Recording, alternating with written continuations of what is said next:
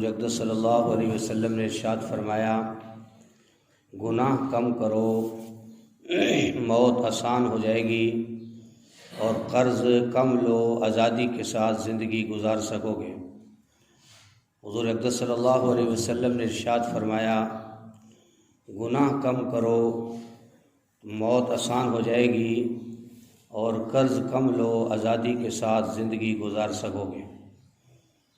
محترم دوستوں اور بزرگوں، حضور اقدس صلی اللہ علیہ وسلم کے ارشاد گرامی میں انسان کے گناہوں کو موت کے ساتھ بڑا اہم اس کا تعلق بیان کیا گیا ہے کہ انسان جس قدر اپنے اس 6 فٹ کے وجود کو اور اپنے نفس کو گناہوں سے بچا کے رکھے گا، اتنا ہی فرمایا موت اس کی آسان ہو جائے گی۔ حدیث مبارکہ میں آتا ہے کہ جس وقت انسان کی موت کا وقت قریب ہوتا ہے، انسان نے اپنی زندگی میں جو کچھ بیج بویا ہوتا ہے، اگر اس کی زندگی میں اعمال خیر ہی خیر ہیں تو اللہ جل شانہ اس کی موت بھی آسانی کے ساتھ فرمایا کہ اس کی روح نکالی جاتی ہے۔ فرمایا کہ اللہ کے کسی پیغمبر کو یا غالباً حضرت ابراہیم علیہ السلام کو فرمایا کہ وہ فرشتہ دکھایا گیا، اس شکل میں دکھایا گیا حضرت اسرائیل علیہ السلام کو کہ جو گنہگار کی روح نکالتا ہے۔ تو انہوں نے عرض کیا تھا، یا اللہ، اگر اور کوئی بھی اس کو سزا نہ دی جائے تو اس کی اتنی ڈرونی شکل ہی اس کے لیے کافی ہے۔ تو میرے محترم دوستوں اور بزرگوں، مرنا تو ہر ایک انسان نے ہے، اگرچہ ہم نے ان کا تذکرہ موت کا چھوڑ دیا ہے۔ ہم کہتے ہیں نہ ہوگی بانس نہ بجے گی بانسری، لیکن ایسی بات نہیں ہے۔ موت انسان کا تعاقب کیے ہوئے ہے، یہاں کوئی بھی دنیا میں رہنے کے لیے نہیں آیا۔ تو فرمایا کہ گناہ جتنے کم کر سکو کر لو تاکہ موت تمہاری آسان ہو جائے۔ اور دوسری چیز جو فرمایا وہ فرمایا قرض کم لو۔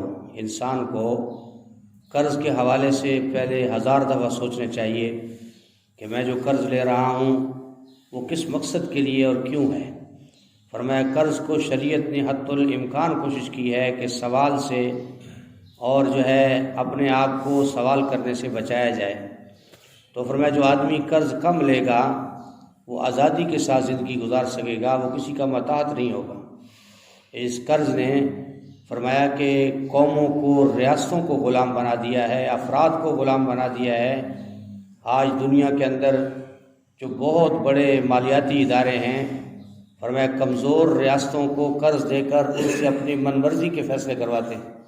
یہ تو اجتماعی حالت ہے۔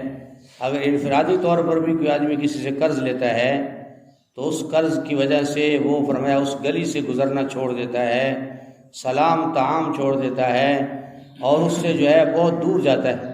جو دکاندار کسی کو قرض دیتا رہتا ہے تو پھر وہ اس سے دعا سلام سے بھی جاتا ہے۔ تو شریعت نے کتنا خوبصورت کہا کہ تم قرض کو کم لو تاکہ آزادی کے ساتھ زندگی گزار سکو۔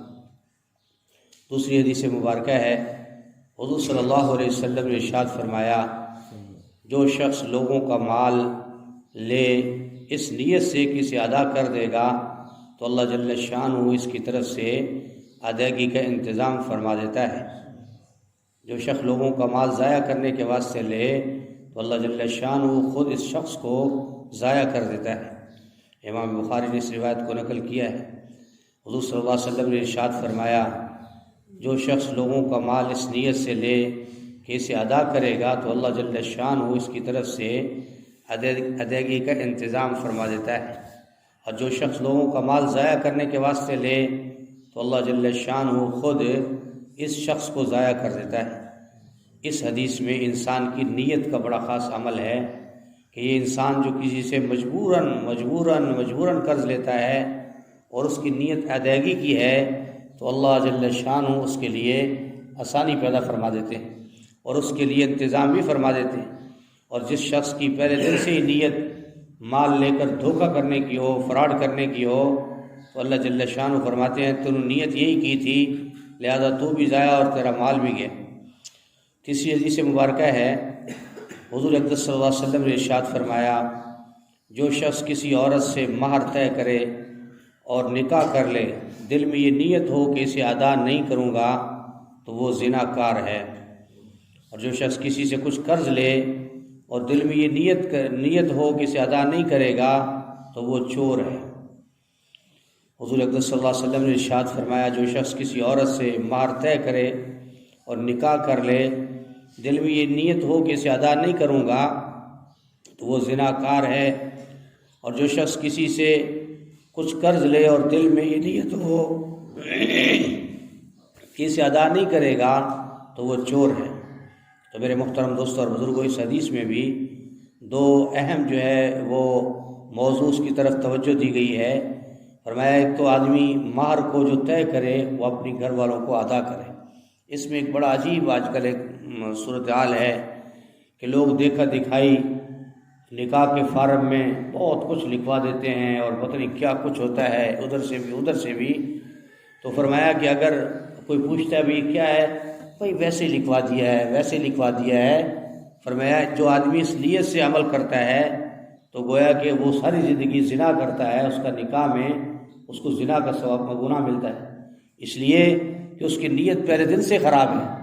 تو شریعت نے اتنا ہی مہر طے کیا ہے جتنا وہ ادا کر سکتا ہے، اس سے جو یعنی شرعی مہر ہے 5,000 ہے، 10,000 ہے، 20,000 ہے، وہ موقع پر ادا کرنا ضروری ہوتا ہے۔ اور یہ جو جتنی خرابیاں پیدا ہو رہی ہیں، جتنی لڑائی جھگڑے ہیں، طلاقوں کے مسائل ہیں، یہ لالچ کی بنیاد پر ہونے والے نکاحوں کے اندر یہ فسادات برپا ہے۔ ورنہ پہلے زمانے میں ماں باپ نکاح کرتے تھے، کوئی فارم نہیں ہوتا تھا، کچھ نہیں ہوتا تھا، سادے طریقے سے ہوتا اور وہ پائیدار ہوتا۔ لیکن آج کل رشتے لالچ کی بنیاد پر طے ہوتے ہیں، نیتیں خراب ہوتی ہیں، جس کی وجہ سے کتنے بڑے جو ہے برے اثرات ہیں۔ تو فرمایا کہ اس نیت سے مہر طے کیا جی، ایک پلاٹ لکھ لو جی، فلاں چیز لکھ دو جی، فلاں چیز لکھ دو جی، وہ بھی بڑے خوش ہوئے کہ یہ چیزیں لکھوا دی ہیں۔ پھر جو ہی کوئی تھوڑی سی خرابی ہوئی، شیطان نے دونوں طرف خرابی پیدا کر دی، میں نے تو ایسے لکھوایا تھا، دوسرا کہتا ہم نے کون سا دینا ہے۔ تو میرے محترم دوستوں اور بزرگوں، طے ہونے والی چیز کو ادا کرنا ضروری ہے۔ جو طے کر لیا، فرمایا اگر نہیں ادا کرتا تو گویا اس نے بیوی کے ساتھ زنا کیا ہے اور اس مسئلے کو ہی سمجھے۔ اور دوسری بات فرمایا جس نے قرض لیا اور قرض میں نیت دینے کی نہیں ہے تو اس کا شمار چوروں میں ہوگا کہ یہ چور آدمی ہے، اس کا پہلے دن سے ہی نیت کے اندر خرابی تھی، جس کی وجہ سے فرمایا اس نے قرض لیا۔ اللہ پاک ہم سب کی حفاظت فرمائے۔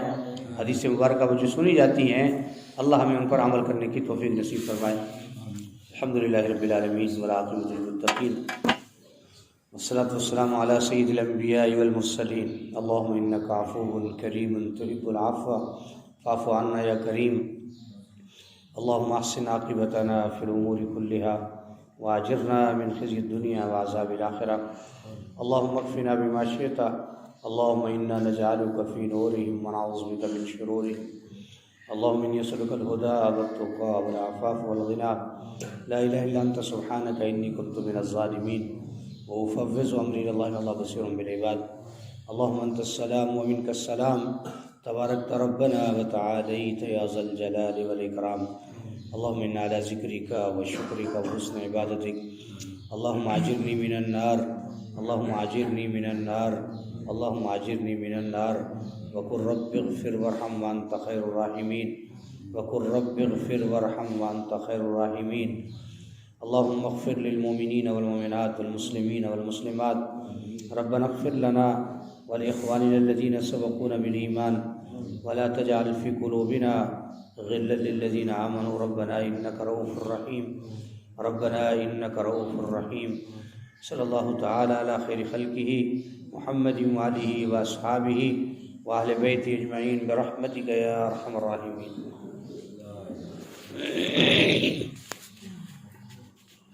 حضور اقدس صلی اللہ علیہ وسلم نے ارشاد فرمایا، گناہ کم کرو، موت آسان ہو جائے گی، اور قرض کم لو، آزادی کے ساتھ زندگی گزار سکو گے۔